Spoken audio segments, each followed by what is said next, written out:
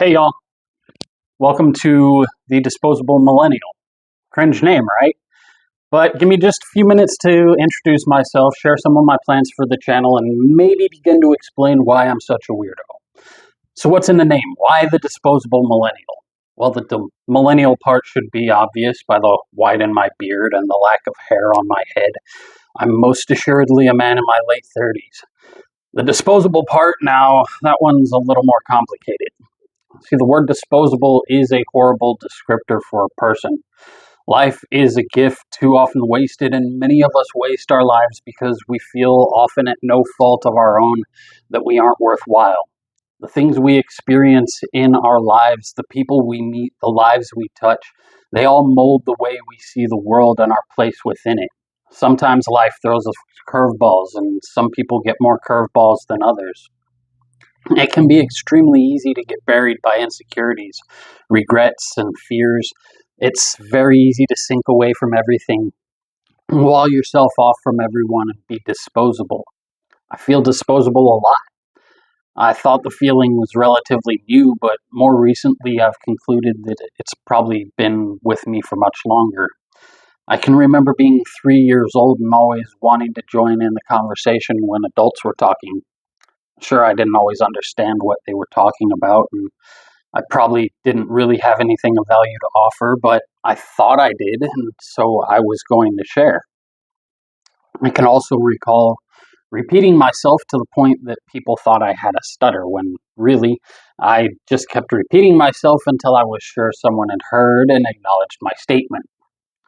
Above all, I wanted to know that someone cared what I had to say. Now, am I going to sit here and say that my family scarred me for life because they didn't listen to all my 3-year-old philosophical ramblings? No. However, I do think this is the first time I can remember feeling disposable. I guess I didn't fully become aware of this feeling that I call disposable until I became a teenager, started trying to date. See, I always seemed to either be attracted to girls who were not at all attracted to me, or I'd try to be too chivalrous with the ones who were, and they'd get bored from me not making a move. I was often without a date, and on the rare occasion I did have a girlfriend, I got dumped pretty quickly. So yeah, I felt disposable as a teenager. I thought I was weird and awkward, and probably was. Often I didn't bother to pursue a girl because I expected a no.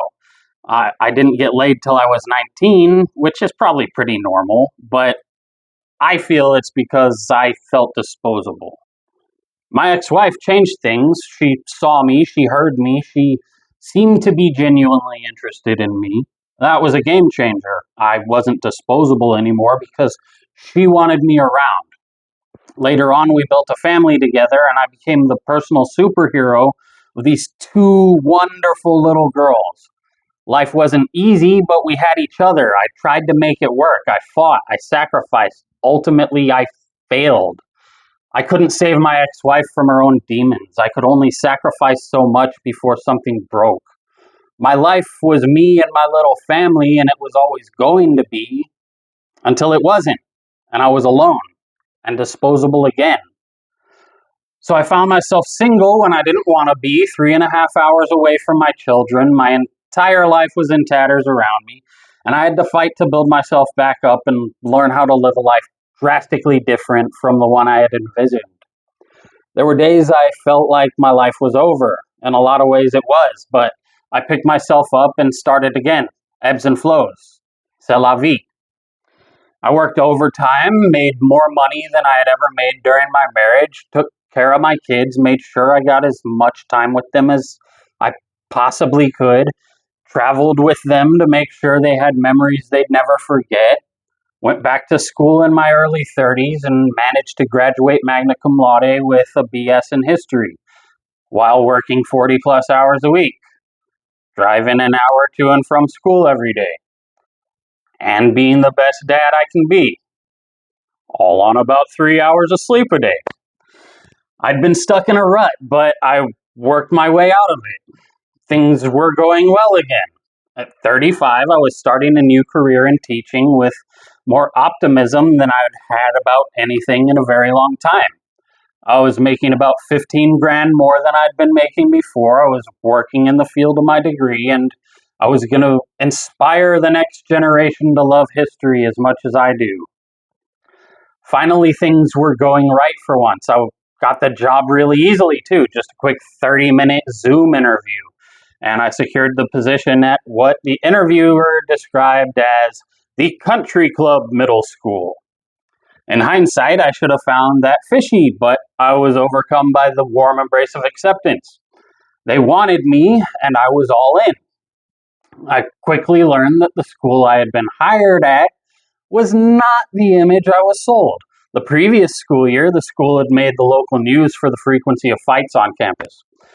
I didn't think much of it initially. It was a middle school after all, but as the year progressed, the cracks in the facade were becoming more and more apparent. I found myself in over my head with a cohort of students so unruly and devoid of respect that it boggles the mind. Couple that with disciplinary strategies which involved me jumping through hoops to get any assistance from administration, and it's a recipe for an unpleasant experience. On top of trying to handle the ridiculous discipline issues, putting together my lessons and teaching class, I had to put in extra work practicing teaching strategies that the administrator said would help smooth out the problems I was experiencing. Nothing worked. When a teacher's expended his options to solve the problems in his classroom, isn't it the responsibility of the administration to step in? And in the case of my classroom, the administration of my school determined that the solution was to subtract me from the equation. So I struggled through the year, cognizant of the fact that I was unwanted, and was very politely asked at the end of the year not to come back. So my teaching experience taught me that regardless of how much you want to belong somewhere, no matter how much you work to make it work, even if you have the most content knowledge in your subject, you can still be disposable. So I was. So I am. For me, disposable is when people who you value treat you as if you were valueless to them. Disposable is when you put in effort to achieve something and then have the rug pulled out from under you.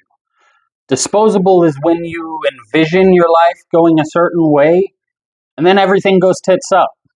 It's how you feel when you're ignored by the people you most want attention from. It's the hole you sink into when the person you chose to spend your life with decides they don't love you anymore.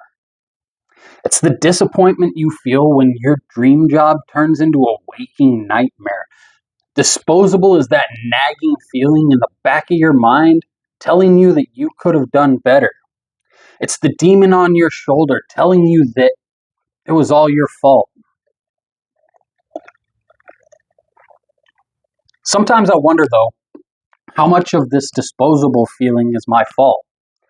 Have other people made me disposable, or have I done it to myself? I mean, I'm probably a difficult person to love. I'm extremely introverted. I don't reach out to people as much as I should. I become a stranger very easily. I've always felt like an outsider. I want to connect with people. I want people to like me, but I don't have whatever drive it is that allows people to just go out and interact. I've always been the type of weirdo that other weirdos find and adopt.